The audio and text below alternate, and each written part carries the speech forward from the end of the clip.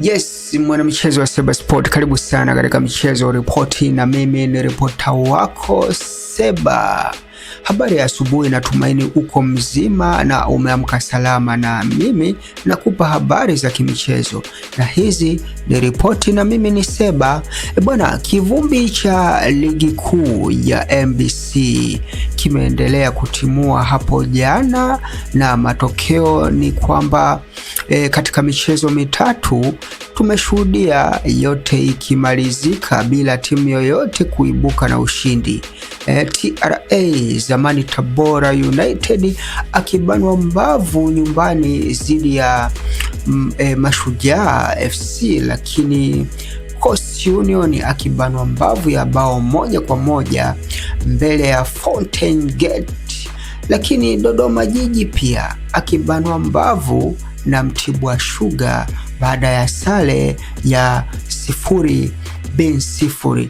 Lakini kivumbi cha kimataifa UEFA Champions League, Madrid ushindi mwembamba, lakini Liverpool akimchabanga vilivyo Frankfurt akiwa nyumbani mabao 5-1.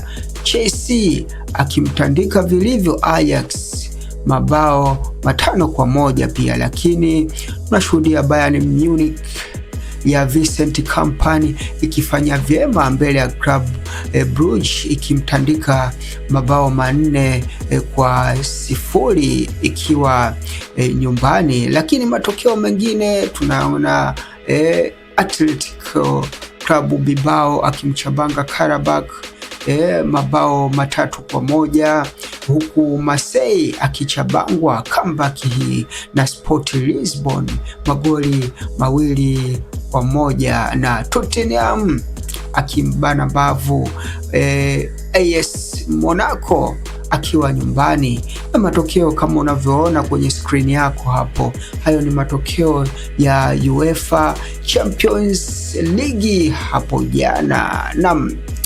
Na nikusihi kwamba kwa upendavyo usisahau kusubscribe YouTube channel ya Seba TV ili upate interviews kama hizi na nyinginezo nyingi, hususan interview za wadau wa kimichezo kutoka Kibanda Umiza. Asante, uwe na wakati mwema, uwe na asubuhi njema. Hii ni Seba Sport na mimi ni Seba.